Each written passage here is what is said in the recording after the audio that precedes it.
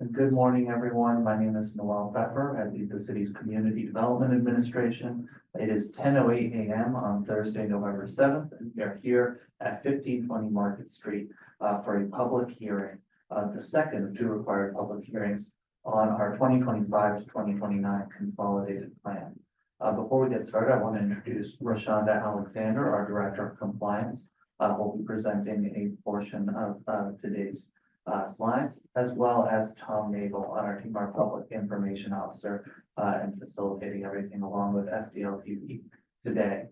We're also joined by members from LISC, Chris Plummer and Ethan Guy, who will share a little bit about their work on the consolidated plan, and in particular on our neighborhood revitalization strategy areas, and then also the reinvestment fund may share a little bit on the market value analysis.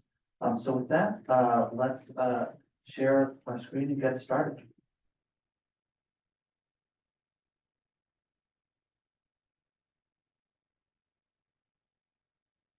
Okay. All right.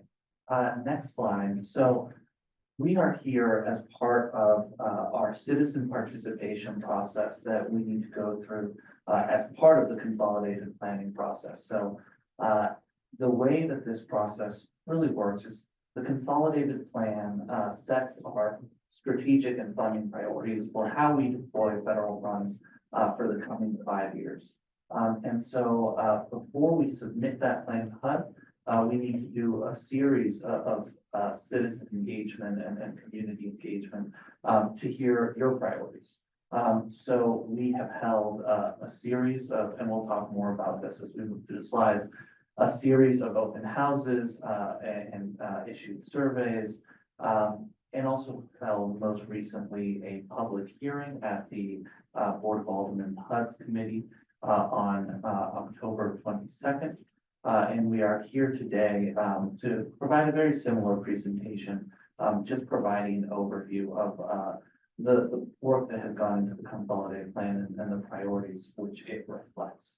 And specifically, we encourage anyone listening to submit public comments either by email at cda@stlouis-mo.gov or in person at our offices at 1520 Market Street, Suite 2000. We will be taking those public comments through November 14th, 2024.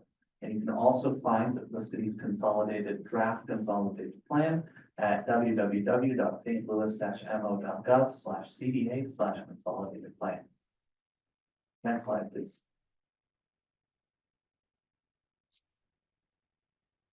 So today we'll be talking a little bit about CDA, digging into our consolidated plan, digging into also our annual action plan, which governs how we are deploying funds in 2025 and essentially how we are implementing the consolidated plan, and then hearing from you and taking public comment and answering any questions. Next slide.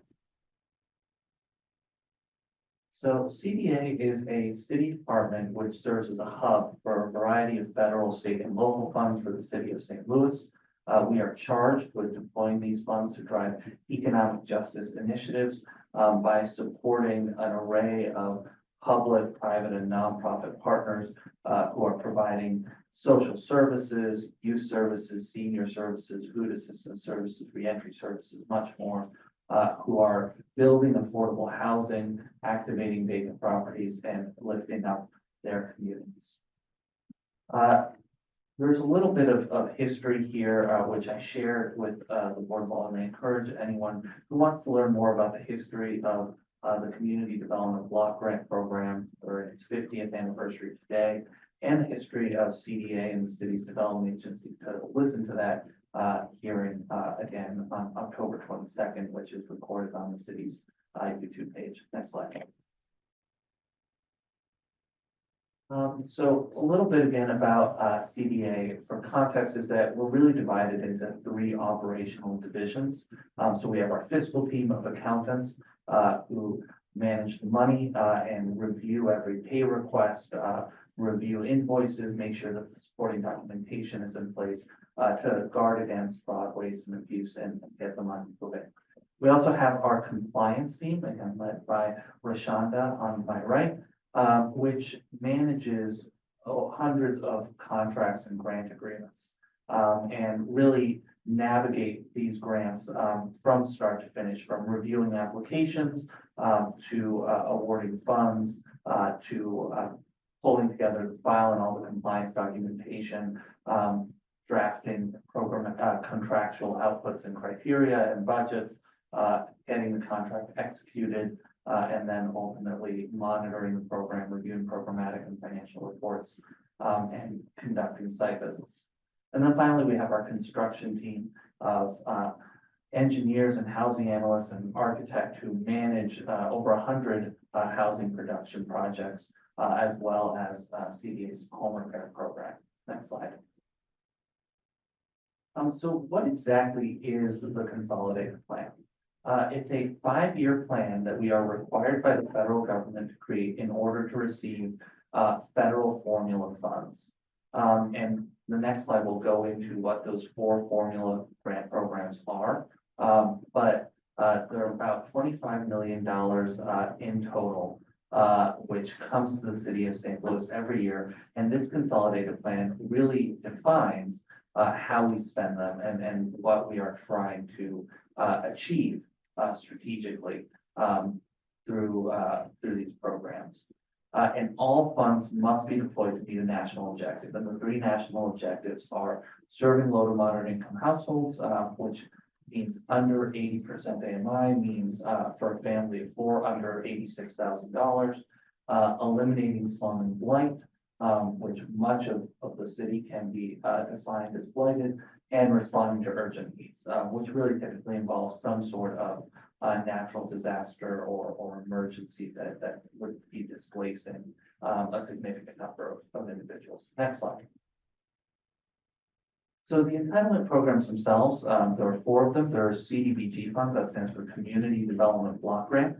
The city receives about $18 million a year. These are the most flexible funds. Up to 19% of this allocation can be used to provide public or social services, which we'll dig into more along this slide deck, but is often our most competitive and most sought after set of funds. There's also home funds, which may only be used to provide housing to low and moderate income individuals, and which we allocate in full towards our housing production and preservation program. Emergency Solutions Grant Funds, which we award to the Department of Human Services to conduct outreach to our house community and connect them with basic shelter and supportive services. And finally, Housing Opportunities for Persons with AIDS funds, which are administered by the Department of Health, approximately $3 million per year, and are largely committed to longstanding partnerships between the Department of Health and Doorways and Peter Health. Next slide. And so how does this funding process work? So at a very high level, what HUD requires from the city in order to continue to receive this roughly $25 million a year. And it should be noted that this $25 million a year had kept up with inflation at the level it was funded back in the 1970s, when it was first created in 1974 through 1980, will be over $75 million today. And so we've really seen it erode as a result of inflation over the past 4 decades. But in any case, the way that the process works is that we have to put together a consolidated plan every 5 years that defines our strategy and objectives. And that is due 45 days before the beginning of that next 5-year period. Then we have to produce each year an action plan that's also due that 45 days before the beginning of the program year. So our program year runs from January 1st to December 31st. We have to submit our action plan and consolidated plan by November 15th. But the action plan is something we do every year and essentially says, here's how we are implementing, here's how we are delivering on the goals set forth in our consolidated plan. And then after that, 90 days after the end of each program year, we also have to submit a consolidated annual performance and evaluation report, or our CAPER, where we say, here's how we delivered, here were our outputs. And so it really is a pretty sensible process where we tell HUD what we're going to do as our 5-year plan. We tell HUD what we're going to do year by year, and then we tell HUD how we performed year by year. Next slide. So what are the essential elements of the consolidated plan? There's really 5 pieces to it. There's the consultation and citizen participation section where we discuss what we've heard from the community and what our community's priorities are. The needs assessment, which is data-driven and details in particular the housing needs of the city's low to moderate income households. The market value analysis, which is a required element, which is a model of the city's residential market, and which we'll dig into today. The analysis of impediments to fair housing, which identifies violations or potential violations of the Civil Rights Act, as well as other barriers to fair housing, and the strategic plan, which sets forth our goals in terms of the number of individuals who we wish to serve, number of units of housing we wish to develop, et cetera, et cetera. Next slide. So starting with that engagement work, what we did first of all was for the first time in a long time create a community advisory committee to really guide us through this process and ensure that we were centering resident needs and priorities through this process. That was a randomly selected group of 9 individuals, and all meetings were open to the public. It was really invaluable, and we'll talk about this more, but one of the things that we are recommending for our 25 to 29 as part of our strategic plan for the coming 5 years is to continue this practice and make this a standing committee with rotating membership. We also issued a survey, which received hundreds of responses and really built on survey work that the city has done in the past, receiving thousands of responses. And the next slide will show a little bit of those responses. We also conducted a series of open houses across the city, north, south, and central, and also had a series of conversations with the continuum of care, with the housing authority, and other stakeholders. We also, of course, posted everything on social media, as well as in the St. Louis American, and are holding this public hearing. Next slide. And so here is a kind of high-level overview of some of what we heard. And the first thing is that the top priority across the board has been housing. And expanding access to quality, safe, affordable housing. And we'll show some data when we talk about the needs assessment section that kind of shows why this has emerged as such a key priority. But then the other thing that we've seen is that everything is important in one way or another. And what residents are really seeking is holistic investments into neighborhood transformation that do more than just one thing, but that invest simultaneously into people and community and empowering youth and residents and small business owners, but also into the built environment and beautifying the community and stabilizing and redeveloping vacant properties and lots of buildings. Some specific elements that we see here that we think were really interesting is, first of all, I'll note that we received back in 2022 over 3,000 responses, more than 1% of city residents responded to the city's ARPA needs survey.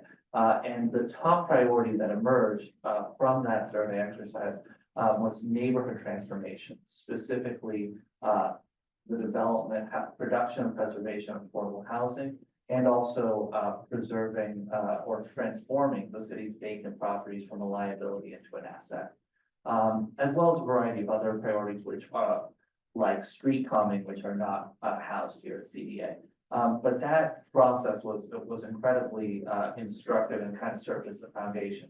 And so with our survey, we tried to go a little bit more granular. So yes, residents are telling us affordable housing is a key priority, but what type? And so question 9 on the far left here asks folks to prioritize shelter and transitional housing, affordable for sale housing, affordable rental housing, affordable rent to own housing, senior housing.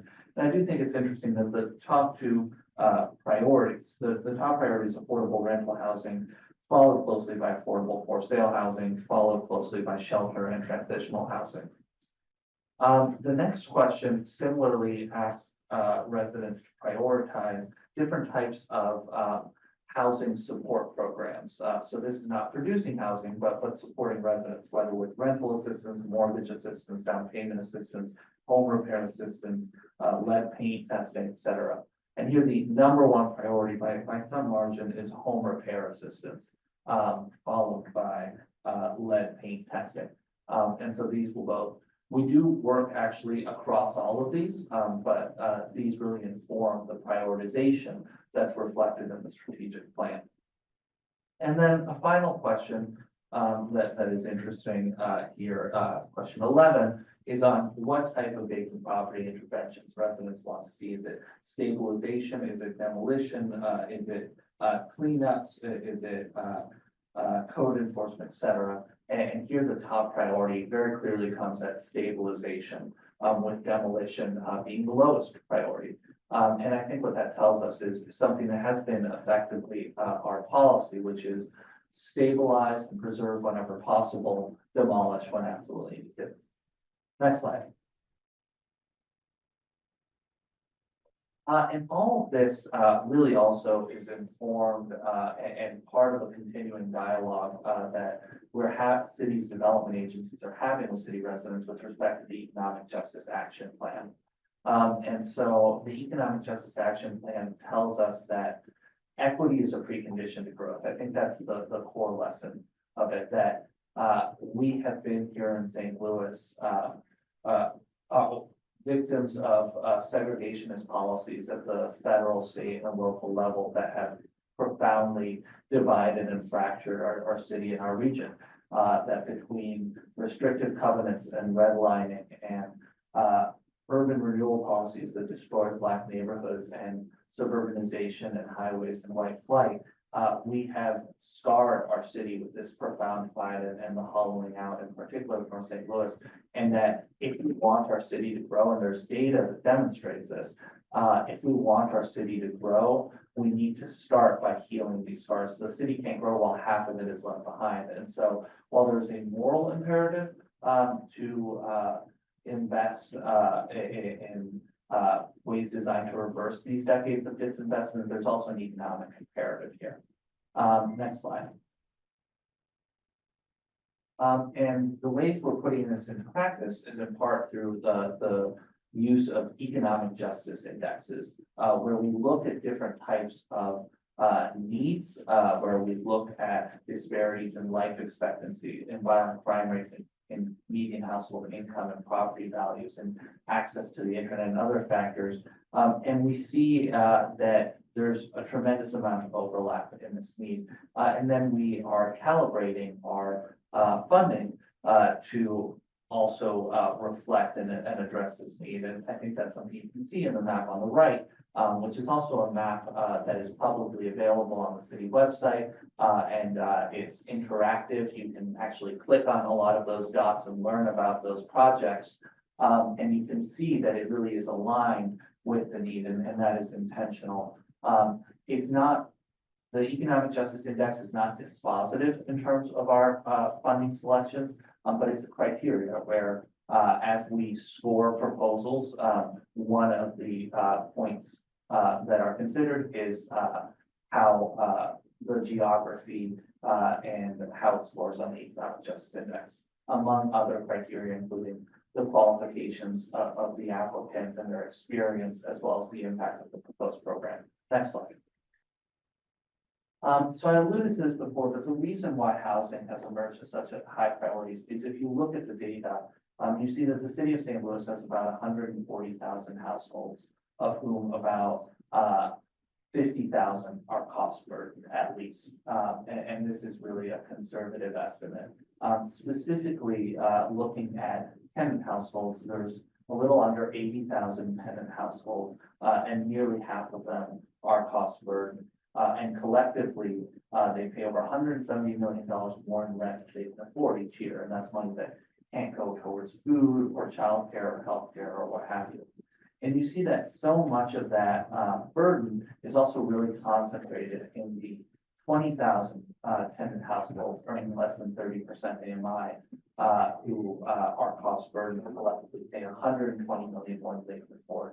And out of these 20,000 households, about 5,000 are evicted each year, and then about 1,000 may be unhoused in any given year.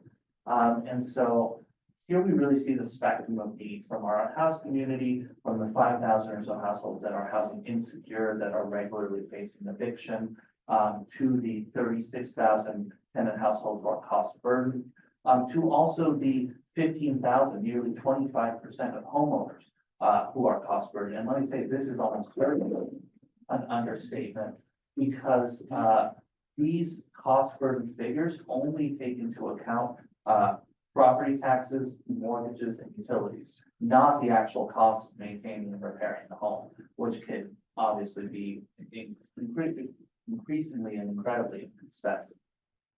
So our goal here at TDA is taking this data to inform our strategy to ensure that we are making investments across the spectrum of need to develop housing versus our city.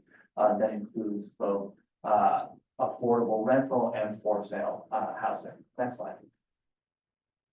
And so that's actually exactly what we're doing. And this slide summarizes the city's housing development pipeline. And what we can see here is that we've dramatically expanded and diversified the city's affordable housing development pipeline over the last few years. Between HUD and ARPA and local tax dollars, the city currently has committed over $100 million towards the development of 3,600 units. And that is, again, just a dramatic expansion. Between 2015 and 2019, the city subsidized the development of about 1,000 units, including just 65 for sale homes and 39 units under 30% AMI.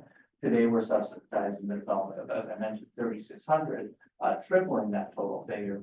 But also over 240 for sale homes and over 900 units under 30% AMI. So it's both expanded and diversified. And you can see also just the very different character of these investments if you look at the rental versus the for sale units, where our per unit subsidy on the rental side is a lot lower than our for sale subsidy. So for every for sale home that we do, it costs us as much as nearly 10 rental units. And that's an important factor as we assess the need and calibrate our investments. And the reason for that is simply because there's all these federal programs, in particular LIHTC, that leverage the city's investment on the rental side that are not present necessarily on the for sale side.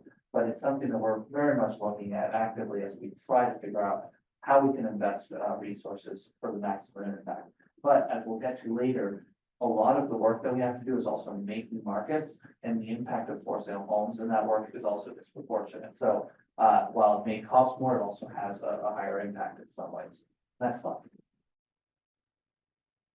And so these are some of the guiding principles that have informed our housing development work, and they all stem out of a affordable housing report that we commissioned from RISE, which was published in late 2023. And that's that this investment needs to be focused.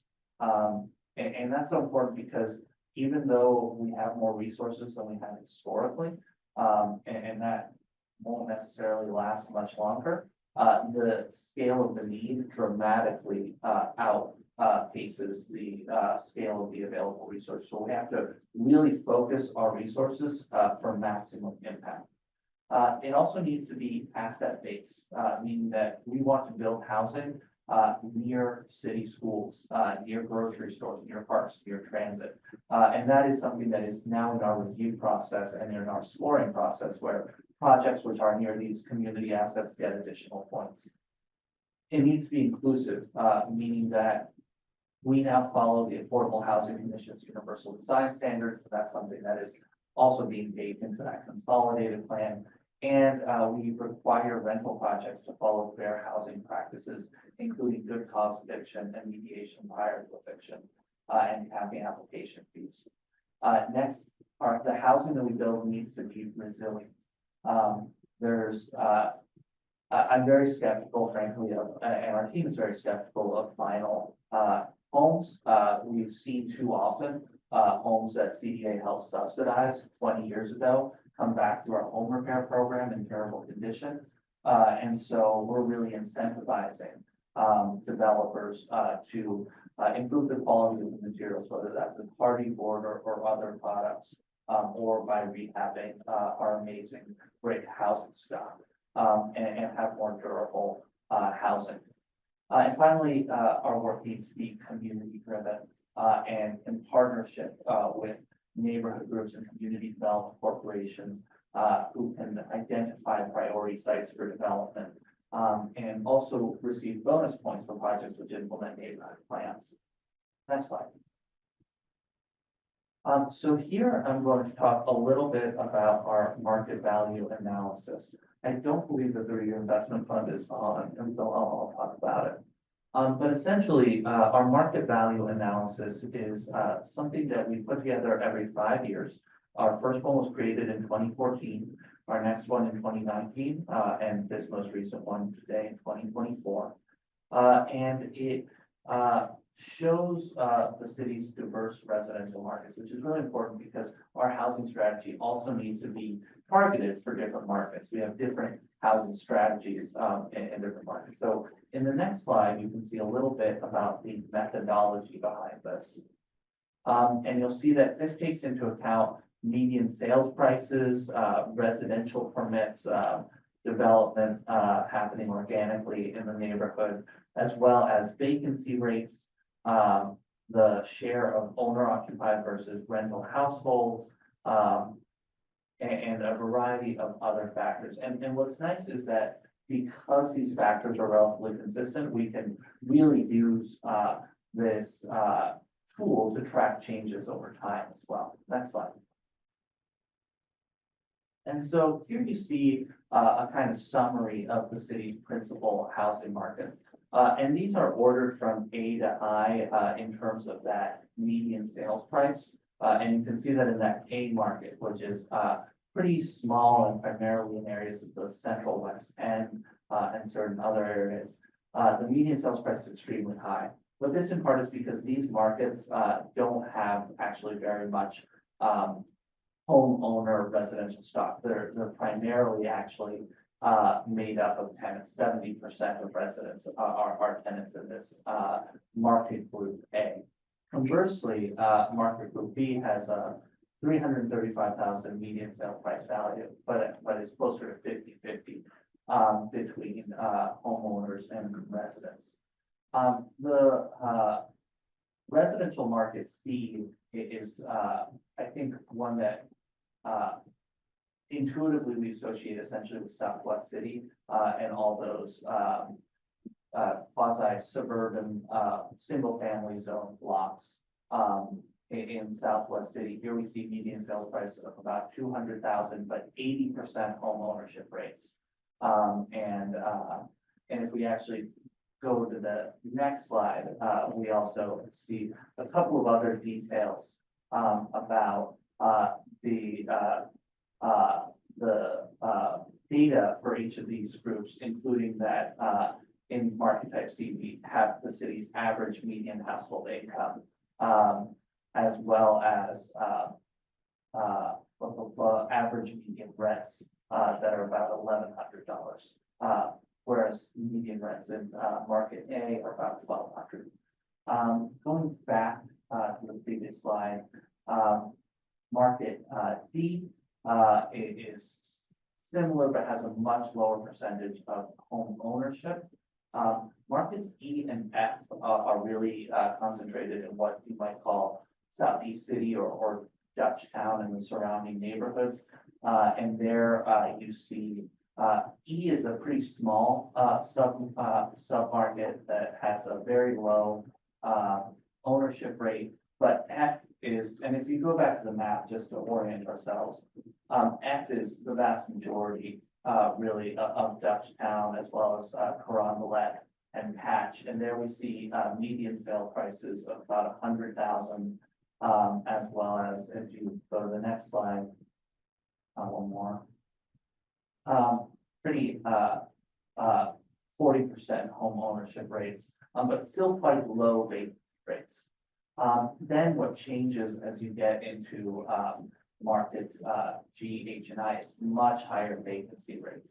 And these are really, reflective of the fact this is almost entirely in North City, and reflective of the fact that our residential market remains segregated. I think that's the big lesson to take away, from all of this data is if you look at the sales prices, if you look at, it's not part of these charts, but if you look at the, racial demographics, these neighborhoods, remain, profoundly, segregated and unequal. And that is the purpose of the city's economic justice plan is to reverse these trends. But you can see median sales prices in G and H of around 40, between 40 and 50,000, and in I of 20,000. And home ownership rates consistently between 40 and 50% across the board here. If we go to the next slide, I do think it's worth highlighting those average median rents as well, where you can see are about 850 in markets E and F, and then between 750 and 900 roughly in G, H, and I. And I think what this shows is that regardless of the low sales prices, the rental prices remain pretty high and show why there's such significant cost burden in the city, especially among folks with low area median income rates. And that's in part because rents, even in North City, remain relatively high. And basically the disparity that you see in the sales prices is much more dramatic than the disparity that you see in the rent. Rents. Next slide. So one of the lessons that we take from this is that in order to deliver on our commitments and revitalize sections of North St. Louis, we really have to make markets and lead the market. That's because there have been neighborhoods and geographies that haven't seen new mortgages originated in decades. This project that we did here at near the intersection of Natural Bridge and Grand is a really good example. It's the Hebert Homes project in partnership with SLDC and Tabernacle. And it's developing over 20 for sale homes, a combination of new construction and rehab of existing properties on blocks that have not seen a new mortgage originated in over 15 years. And this is a critical geography for the city because this is this intersection, Natural Bridge and Grand, is the proposed terminus for the Grapevine Greenway for the North-South Metro Link. We know that Grand is the most high traffic corridor in the city of St. Louis. And so we know that this is a critical geography, but the market was not present, which made it impossible for private actors to secure construction loans or to lead development. So we've started that work. Now we have a number of mortgages originated at about 150,000 is the average sale price of these 20 homes. And what that means is that our hope and expectation is that the market will follow and that private actors will now be able to secure loans to rehab buildings in this space and to continue the momentum that we are building. The other point that's worth making is that it's not just about housing. And the big green area that you see along North Grand there is a project that CDA and SLBC has invested roughly $2 million into to support the Herbert Hoover Boys and Girls Club redevelopment of a vacant brownfield into a youth golf community complex. And so there's layers of different efforts, including housing production, including home repairs, including beautification efforts, and including supportive service programs that all need to braid together in order to have that desired impact. Next slide. You said it was a youth what complex? Youth golf complex. So there will be 3 holes of golf available for the children who attend the Herbert Hoover Boys and Girls Club, and it's in partnership with the PGA. Ball golf, not disc golf? I think that's the plan, yes. Yeah. I guess we can residential based on stuff.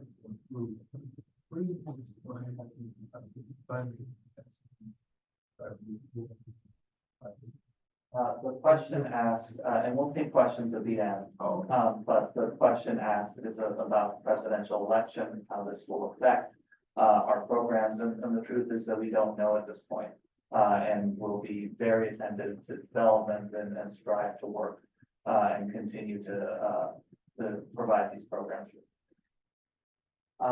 So a number of other examples here that we want to provide, and we'll run through these pretty quickly, but it shows our strategy, and that's fundamentally what the consolidated plan is about. It's about our strategy to drive impact and deliver on our obligation to serve low to moderate income individuals and eliminate poverty life.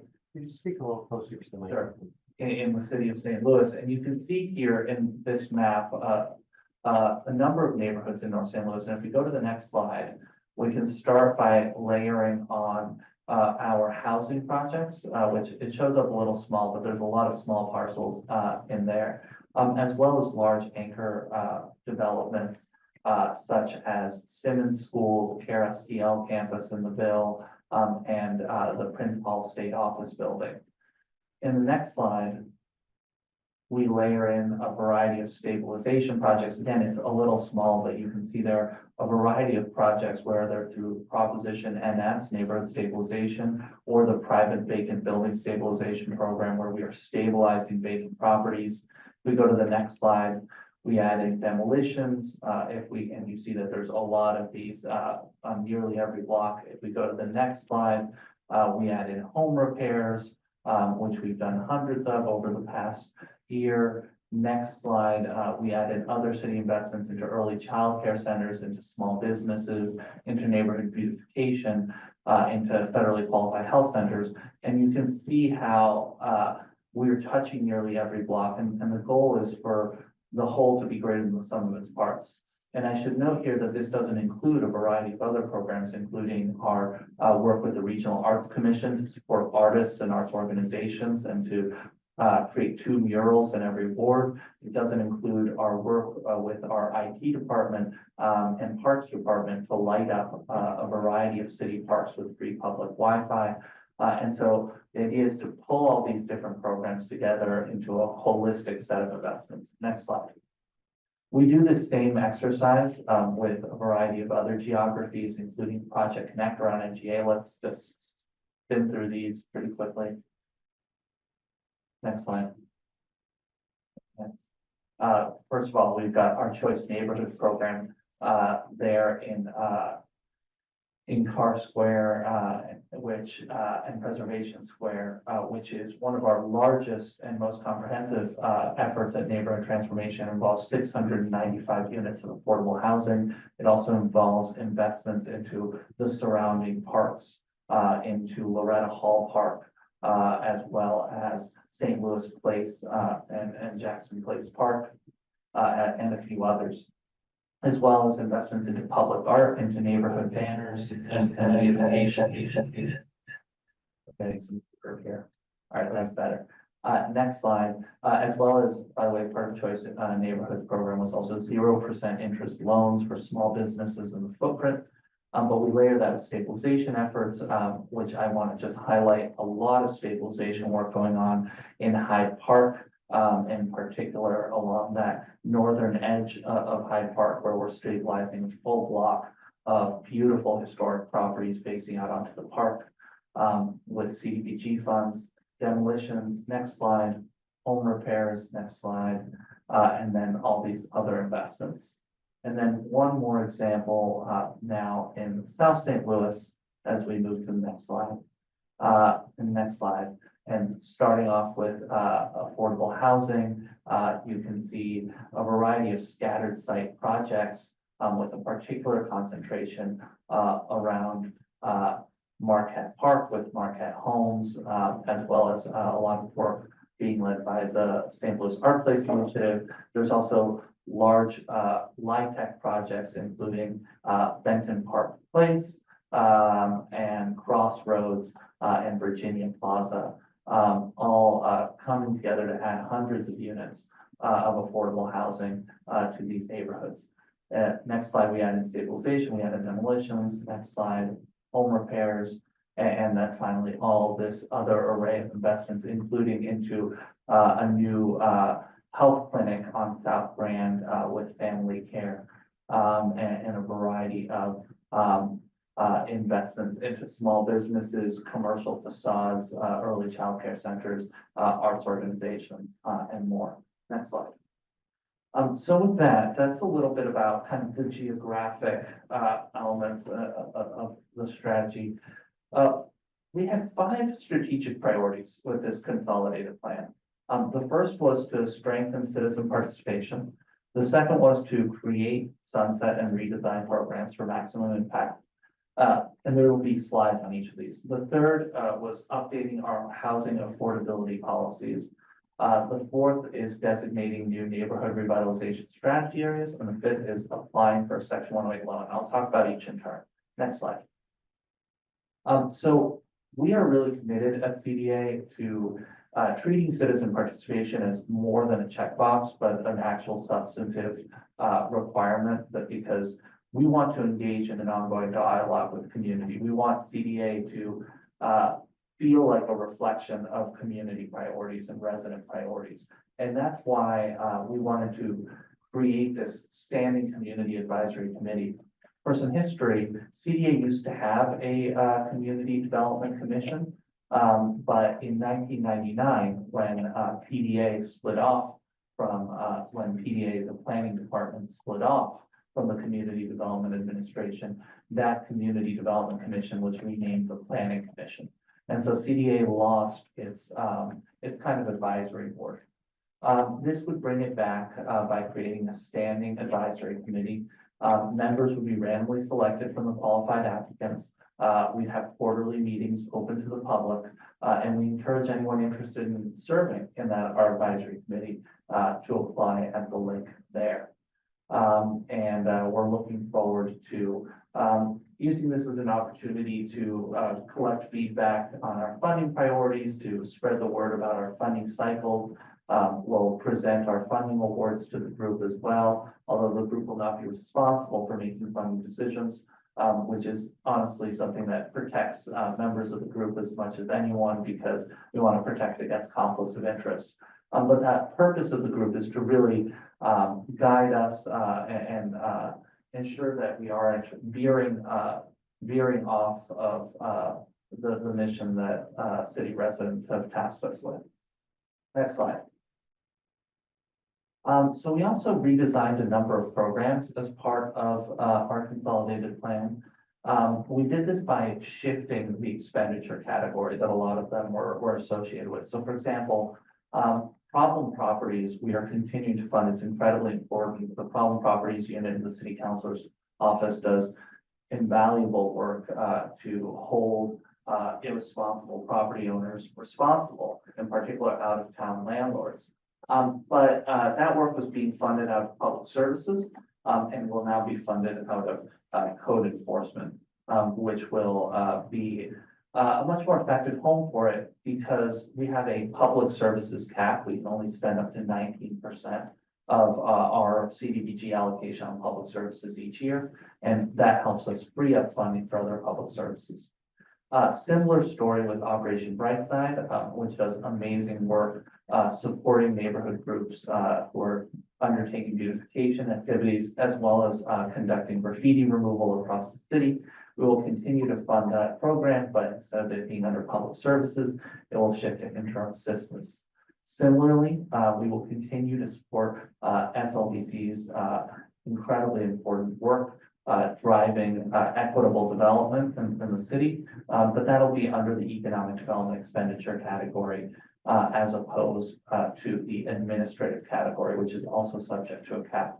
Instead, we are shifting funding for the Civil Rights Enforcement Agency to the planning and administrative category.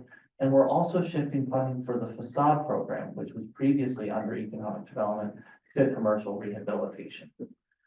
Finally, and I'm very excited about this one, we're shifting our food pantries from LMI to LMA And what does that mean? LMI is low to moderate income individuals. LMA is low to moderate income area.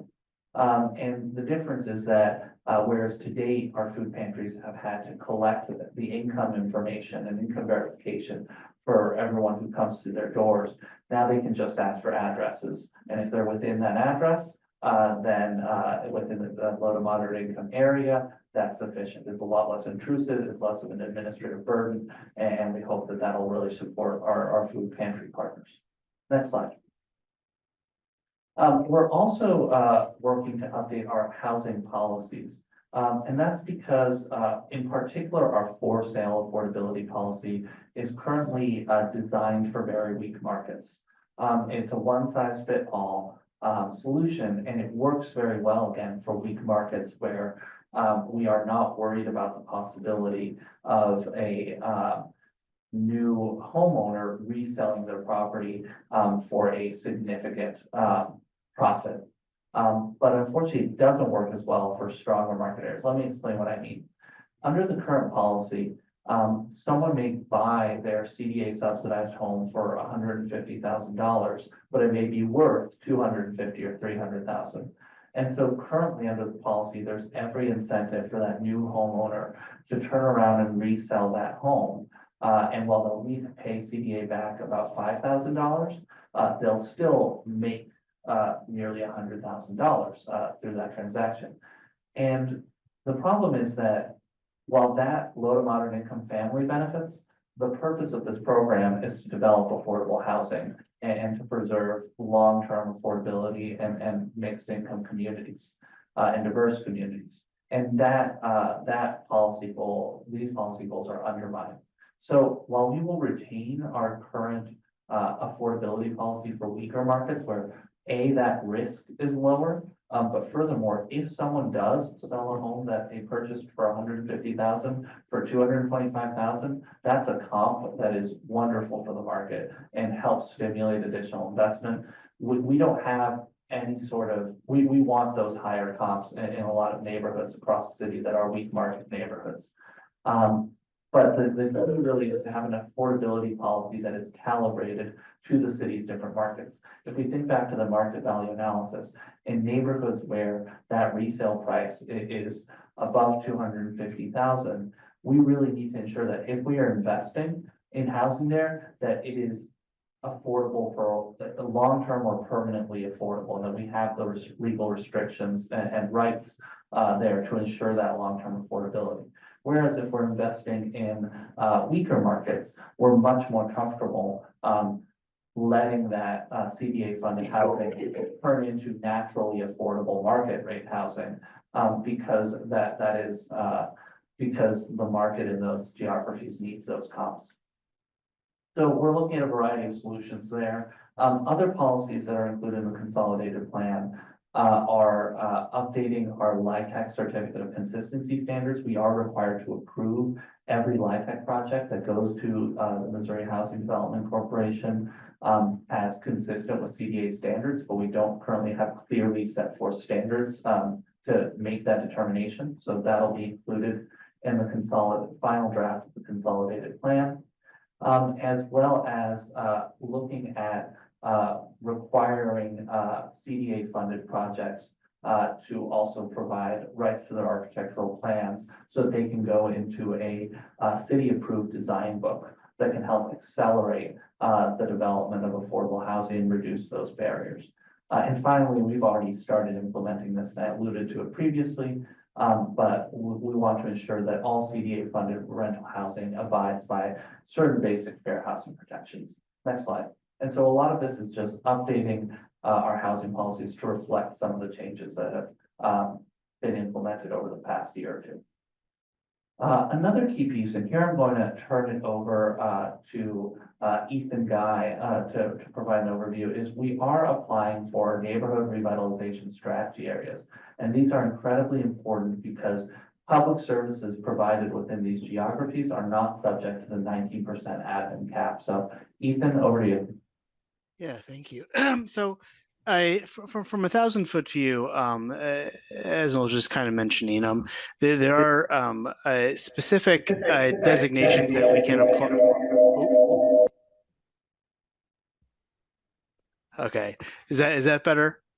All right, not hearing anything. Perfect. So, there's specific designations for areas within the city that we can apply for, um, and they're called neighborhood revitalization strategy areas, or NERSAs. And essentially, what that is it is a designation that's a plan to transform a neighborhood using the CDBG funds along with other resources. So the city of St. Louis had NERSA areas in the last consolidated plan, but every time that you do a consolidated plan, you need to either revisit or revise to renew past NERSAs, or if there hasn't been a renewal of the last NERSA area, you have to submit a new application. So through this consolidated plan, St. Louis needs to submit a new application for new areas. So kind of one of the key aspects of NERSA is that it has to be a specific area with a specific plan. The benefit of that, though, is that what NERSA does, if it is approved, is that it gives the community a lot more flexibility in the CDBG rules and how the funding is used within in that area itself. So kind of the what HUD talks about when they talk about NERSAs and why NERSAs are important in HUD's language is that NERSAs, they're more flexible with the CDBG rules, making it easier to accomplish the goals that are set within the NERSA regions. They allow for resident initiatives to receive greater support within the NERSA areas. The specific NERSAs have economic development initiatives that spur jobs and services. That's a key part of the NERSAs, as well as the NERSAs want to outline specific partners within that NERSA area. And really the idea is that the NERSAs want to leverage the use of community intermediaries in addition to the government to help kind of carry out the plan. So that's nonprofits, community development corporations, community development finance institutes. So the map that you're kind of looking at, these are the general boundaries that we've been working on with the community and with the city to kind of help kind of set on these boundaries. They're a little bit different than what is currently in the draft consolidated plan. And the reason for that is we've been working with the community to kind of help adapt and adjust these boundaries. So the process to help kind of figure out what boundaries make sense really started long ago. I think the initial conversations kind of came up in about 2022. And so this has been an iterative process and kind of helping trying to continue to funnel down on what these NERSA boundaries should look like. Because what they're really supposed to do is reflect neighborhoods. They're supposed to reflect the community input and really reflect what the community is telling us and where that interest lies. So what you're seeing here is kind of that latest iteration based upon kind of what we've heard from the community since we opened up the consolidated plan for public hearing and for public comment. And this is what we're ultimately kind of where we're kind of settling on is kind of the final boundaries. The dark green area, just the flag, which is that represents the choice NERSA. So that's the neighborhood that's kind of around the Old North. That is that's already approved. So that we found out a few weeks ago that was already approved. That was kind of approved by default. There is a strategic element here, which is part of the reason why you're trying to align your NERSA areas with your consolidated plan is because a lot of the data that goes into the submission of an approval for a neighborhood revitalization strategy area comes from your consolidated plan. While you can apply for a NERSA at any time, HUD really stresses the importance of trying to get everything aligned and submitted at the same point. So we're trying to do everything all at once so that everything aligns, so that the next time St. Louis goes through a consolidated plan update, would also be the next time if they do want to go through a NERSA, that update happens at the same time. And there's just a lot of reasons why that makes sense in terms of cost, in terms of updates, in terms of data analysis, in terms of tracking, that you want to have everything aligned. So. Thank you for that overview, Ethan.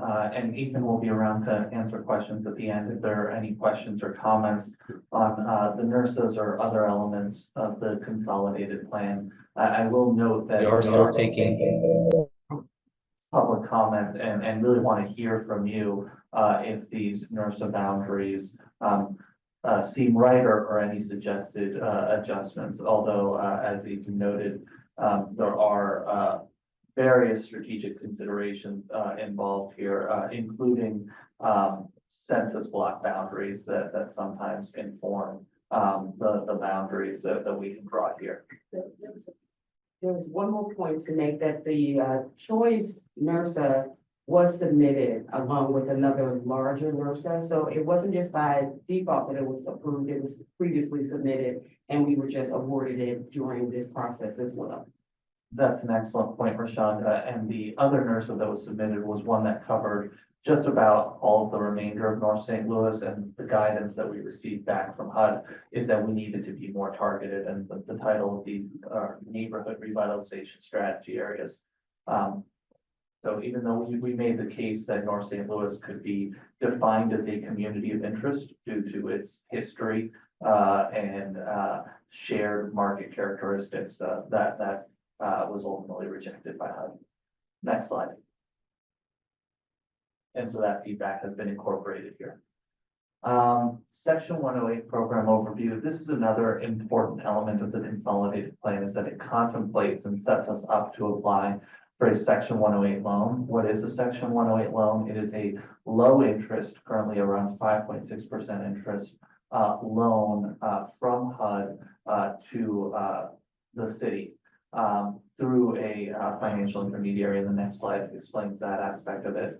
But the city would commit CDBG funds as collateral, but actual repayment could be funded, a portion could be funded out of CDBG, but the majority we would look at funding through what are called project revenues, or another word for that is third-party loan payments, where essentially, and this is detailed in a further slide as well, we would take this, we're looking at applying for a $50 million loan and invest it towards the development of affordable housing, and then make some of those at least repayable loans.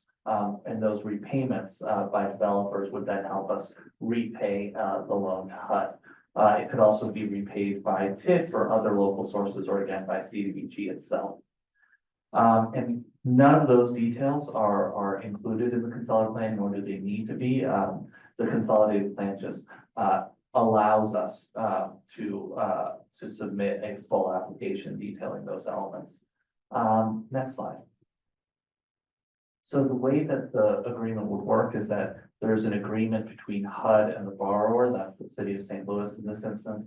But then there's also an agreement, a loan agreement between the city and the fiscal agent, which is, I believe, the Bank of New York.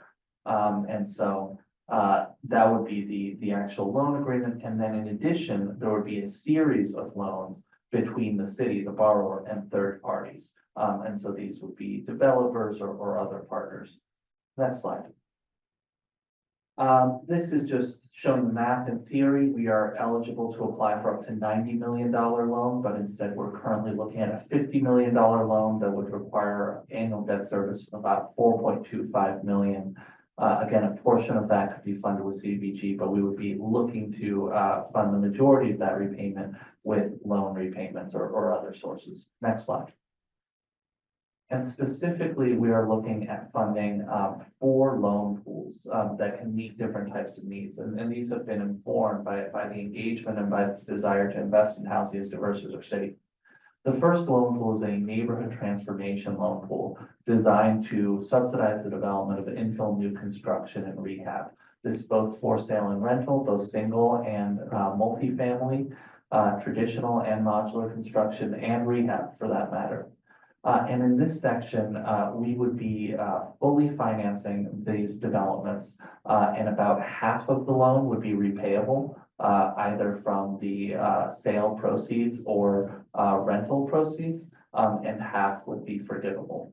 Because we understand that these are neighborhood transformation investments designed to make markets that are going to operate at a loss. That is why the city needs to lead, because the private market cannot provide these types of lending products or capital. And that's why we need to be the first mover, so that banks and other private institutions could follow us.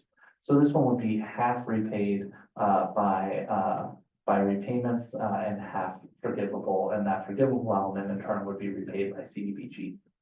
With the major rehabilitation loan pool, the goal here would be to provide low interest capital, 100% repayable, not forgivable here, but low interest loans to developers seeking to redevelop large vacant buildings, whether those are vacant schools, rec centers, or hospitals. I think it can braid especially well with LIHTC funding. And so if there are projects in the pipeline that are seeking to redevelop a large vacant building into a mixed-use, mixed-income community, please be aware of this resource, which hopefully will be available next year for low-interest capital. A very similar loan pool is the downtown revitalization loan pool, where we are especially focused on bringing these downtown behemoths like the Railway Exchange and the Millennium Hotel online. And it would be very similarly structured as very low interest loan. And here we would likely also be partnering with SLDC and lending the funds to SLDC to serve as the lead developer on these properties, many of which they are already working to secure site control on. And then finally, there's a distressed properties loan pool that's really designed to respond to a problem that we've seen here in St. Louis, especially during COVID and over the past few years, where large nursing homes and senior buildings are running into problems both as a result of deferred maintenance and natural disasters such as in Heritage House, extreme cold caused pipes to burst and ultimately displaced over 100 seniors, or because of irresponsible financial practices in Northview Nursing Home, which caused them to shut down overnight. We want to really get ahead of these. Over the past few years, we've had to scramble to marshal resources to fund the relocation and support for seniors and others who are displaced by these events. But it's a lot smarter to get out ahead and see what investments can be made to stabilize distressed properties. We'd obviously be bringing an intense amount of underwriting scrutiny to these loans, and they would be repayable. But the idea is that there may be property portfolios that currently are struggling to get a loan, perhaps because they're also struggling with insurance or what have you. And having the city be a lender of last resort that can step in to assist in a responsible way. We don't want to be subsidizing irresponsible property managers, but with scrutiny, with underwriting standards, with a clear plan to bring the property back to sustainable management. Next slide. This actually brings the overview of our consolidated plan to a conclusion. There's a lot more in the over 300-page document, so happy to answer questions if anyone has more detailed questions. But at this point, I'm going to toss it over to Rashonda Alexander, our Director of Compliance, to go over our 2025 action plan and how we will be implementing this consolidated plan in 2025 with specific funding program recommendations and programs. Rashonda? In July of this year, we published our request for funding proposals related to CDBG and home entitlement programs, and we received over 130 complete and incomplete applications.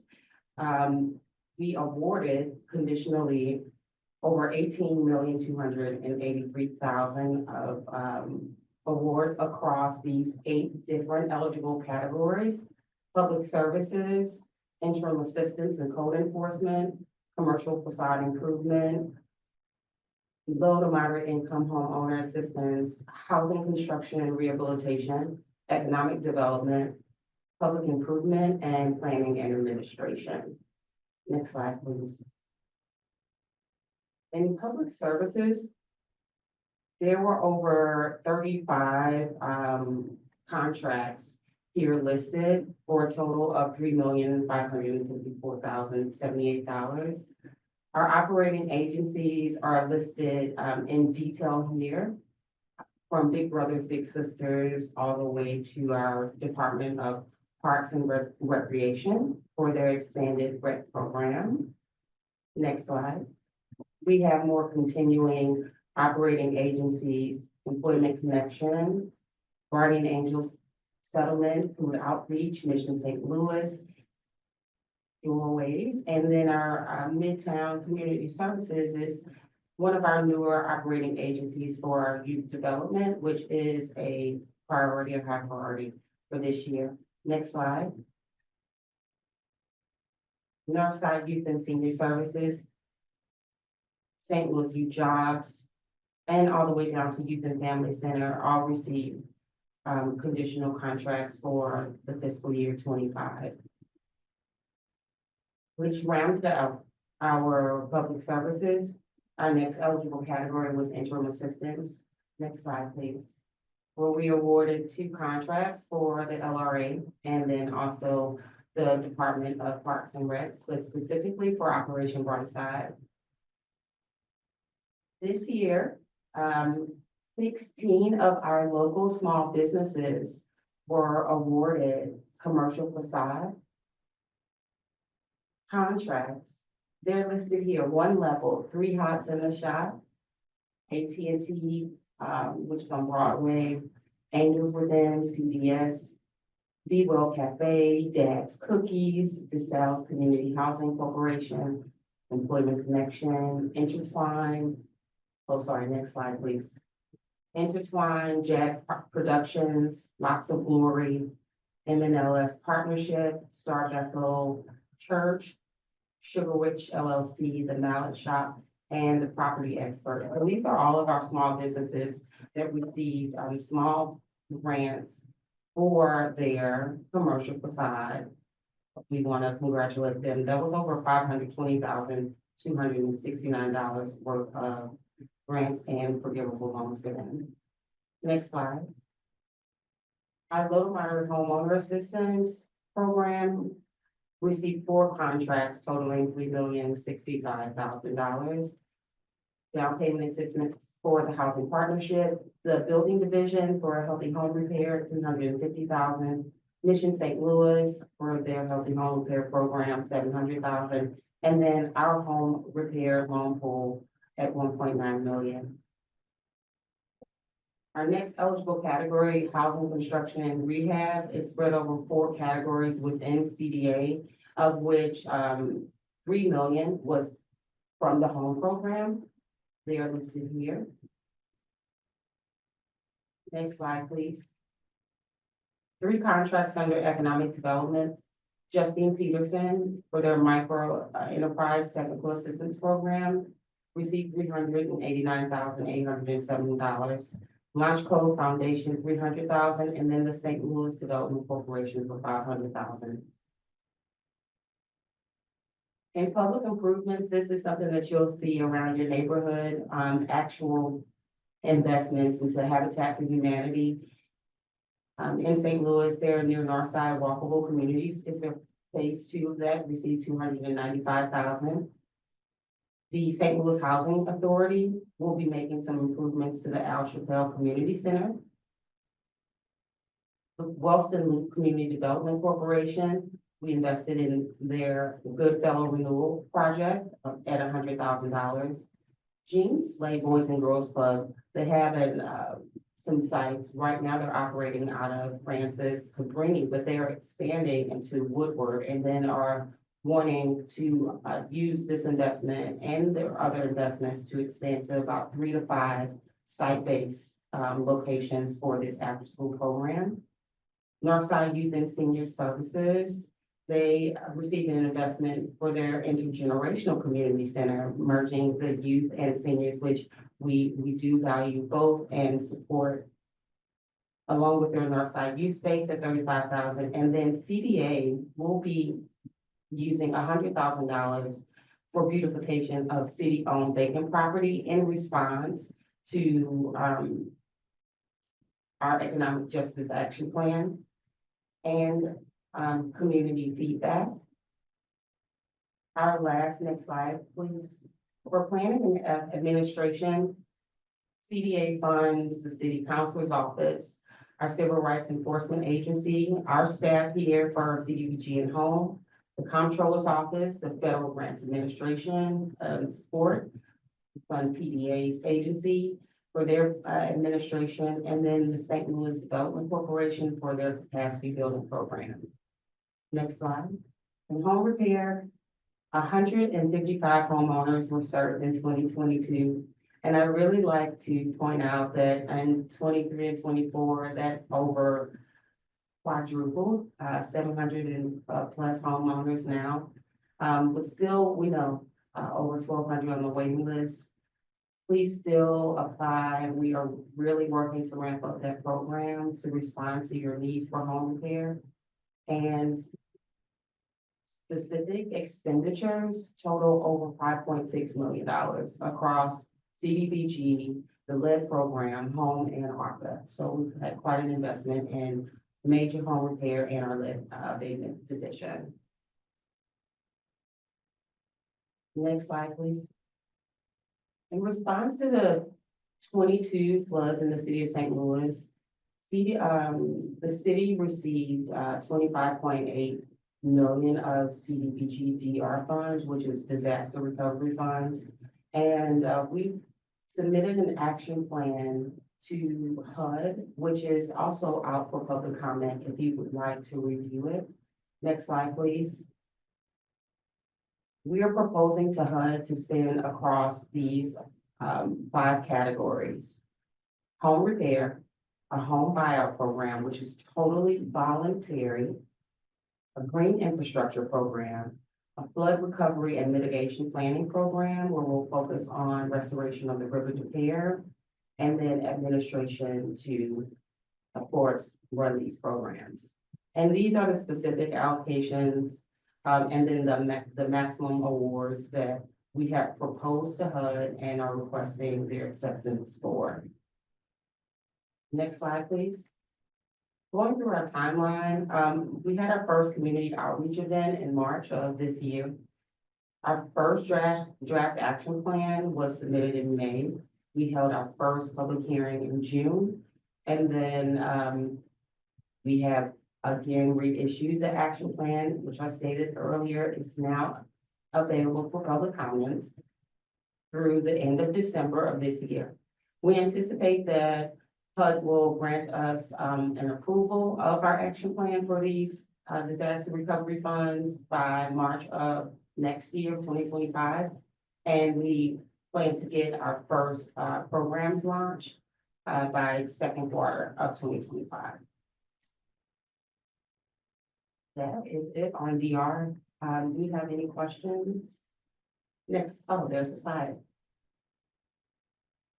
I know earlier there was a question about change of administration.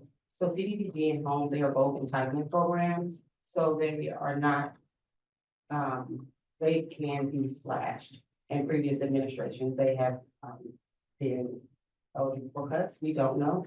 We will move forward as if we will receive the entitlement as we have historically. On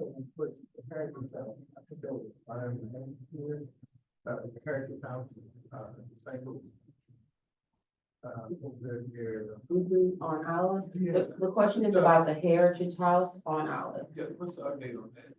So the people have moved out, have they got renovations or done anything with that? So the update on the Heritage House that I'm able to share is we were able to work with the Urban League under our urgent need category for our CDBG funds to help the senior residents be relocated And, as for any improvements to the actual building, that's to be determined. But the residents, we were able to help through the Urban League with CDBG funds.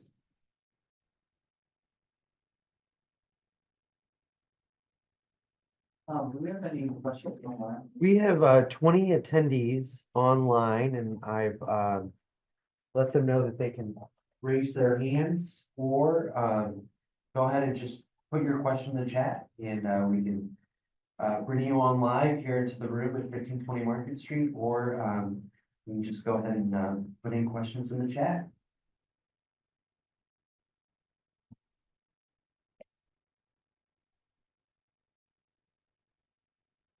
Sorry, should not have. Is that right? So, over there. Sorry. Okay, we do have a question.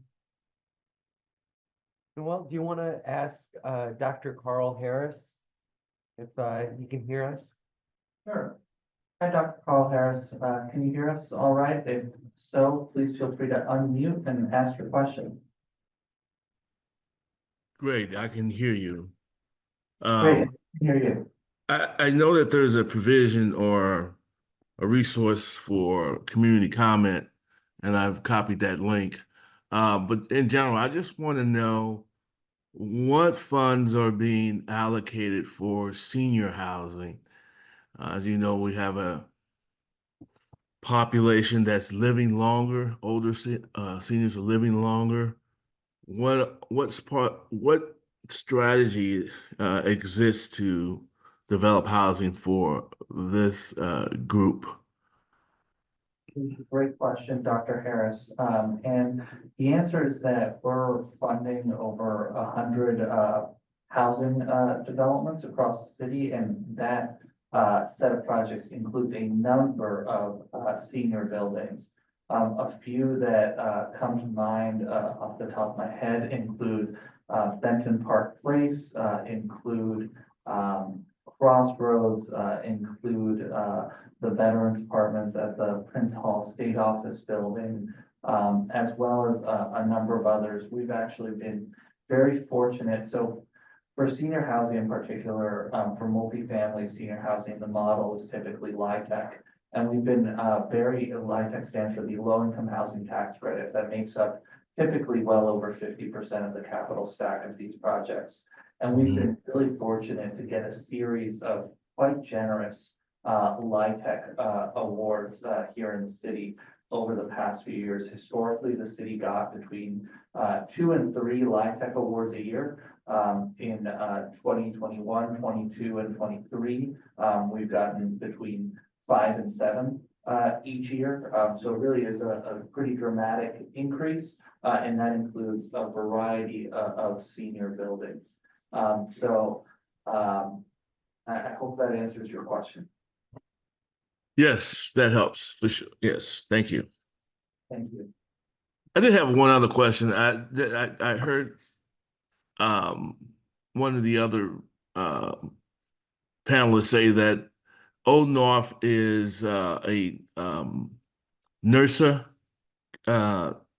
designated area. Is that true?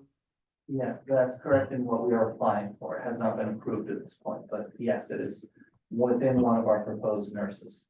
Okay, wonderful. Thank you. No problem. Thank you.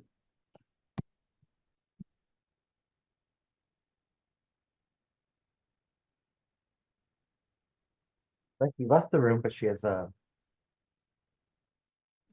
gonna ask Becky if she wants to go ahead. Hi, Becky. Hi, hello. Sorry I had to leave the in-person meeting before the Q&A. My sorry, was is there any move towards creating some flexibility for operating dollars to be awarded to community development organizations or organizations that are working in affordable housing prior to that project actually getting underway with development and the release of developer fees, and is perhaps engaging in work in one of those NERSA areas once they're approved? Is that potentially one window? I do think that nurses will provide additional flexibility, in particular for a group of developers defined as CODOs or community-based development organizations, which the requirements there have a certain percentage of the members of your board be either residents or stakeholders in that community.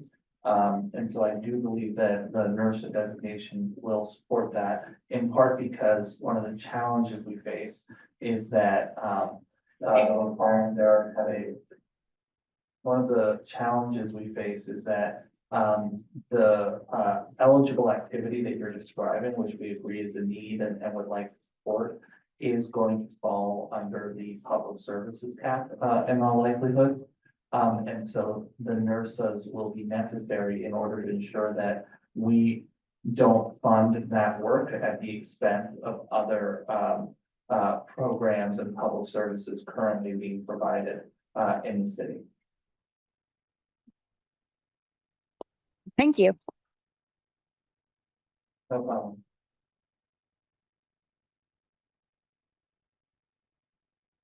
Brenda, can you hear us? And if you unmute, we'll take your question.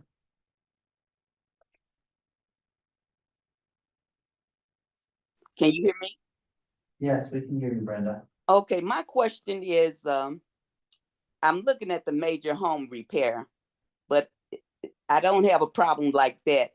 How long would it take if you're on a waiting list? And I noticed you said something about 1,255 people on the waiting list. What is the time frame if I was to sign up, not for a major home repair, but something smaller? What is the time frame on something like that? Good question. So first of all, the eligibility criteria for a home repair program is very straightforward. It is one, do you own your home? And two, are you under 80% area median income, which again is about 86,000 for a family of four. If you do meet those criteria and you have a repair, then you should definitely apply. Then while the wait list is 1,255 folks, what we can do is for repairs that are an urgent threat to life and safety, we can accelerate those. So the average time on the wait list depends in part on the severity and urgency of the needed repair. When you talk about something being minor, it depends on how minor we're talking about. What we may have an opportunity to do in that case is to refer you to one of our various partners in the home repair network that do really wonderful work as well. And there's in fact actually a resource guide, which I'll try and drop in the chat, which shows the contact information and the scope of the repair services provided by each of these programs. So basically what I would encourage you is apply. We'll take a look, see what the scope of the repair is. If it's not a good fit for our program, or if it's not kind of urgent and life-threatening, and so you might stay on the wait list for, frankly, if we can't expedite it due to an urgent threat to life and safety, it's going to be multiple years. Then we can also refer you to other partners or share their contact information. And then I will drop a link to that guide in the chat. Okay, you will be putting that, you say you would be posting that, or how would I get that information? Yeah, I'm going to drop a link in the chat right now. I don't know if you have access to the chat, but if you do, you will find it there right now, actually. I just posted it. Okay, then I appreciate it. And Brenda, feel free to call us here at CDA. Okay, I sure will. Thank you. Thank you. Rhonda Lawson, she has her hand raised. Rhonda, can you hear us? Hello. Hello. Hello. Yes, this is Keith. I was just logged in under Rhonda Lawson. I had a question. Like if I have a mixed use building, would I go under the commercial, or would it be residential? So if you have a mixed use building, It depends on what your development plans for it are. If your development plans include affordable housing, then we definitely encourage you to respond to our affordable housing notice of funding availability, which we will likely release in February 2025. Okay. Okay, and then so what if I was trying to develop my my commercial side of it? Would that would I be on the list of the 1,250, or is it like a certain amount for commercial and a certain amount for residential? Neither. First of all, when we talk about the 1,250 folks on the wait list, that is solely for individuals who own and occupy their homes. That is just for homeowners. It's not for commercial properties. With respect to work that we can do on commercial properties, what we do have is something called the facade program, where we can provide support up to $50,000 to make improvements to commercial properties. And that funding opportunity will open in 2025. Okay, so is it a certain time, or is it just, you said in So 2025? The reason I'm being vague is because we just awarded our first 15 commercial facade projects just in the past month and actually this process. And so we really need to get through these 15 and see how much capacity they take on our end, see lessons learned before we and get at least some of those completed and closed out before we reopen an application to take up more projects. Okay, We're just starting this program and we're gonna need to see to learn from it before we move forward to the next iteration. okay, it's because I did apply for the facade, but I didn't get but my application was just saying pending, so they already awarded the 15 people? We did make awards. If you didn't get a notice, then please reach out to us and we can schedule some time to debrief with you and provide feedback on why your application was not selected, and other opportunities that you may want to consider. Okay then, sir, thank you. Yes, thank you.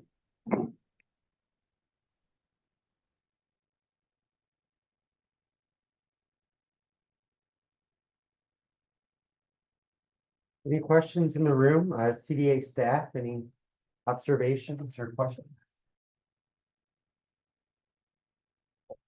I don't see any hands raised or questions in the chat, so maybe we want to remind folks that this hearing and slide deck will have a link on CDA's ConPlan webpage, city website /CDA/consolidated-plan, and we'll count to 5 and see if anyone wants to raise their hand for questions, and then maybe we can thank everyone for their time.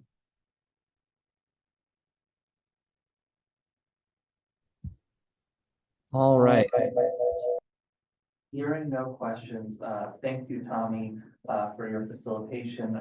Thank you, Rashonda, and to everyone on our team for your amazing work on the consolidated plan. Thank you to our partners at LISC and the Reinvestment Fund, and most importantly, thank you to you, city residents, for taking time out of your day to engage with us in this collective work of building a more resilient, equitable, and sustainable community. So we want this to be an ongoing dialogue, encourage you all to apply to serve on our community advisory committee, and stay tuned to see how this work unfolds, especially as there may be changes coming forward. So we'll strive to keep you all up to date and delivering on our mandate to revitalize our community and develop affordable housing, provide social services to low to moderate income residents and to the city as a whole. So thank you all.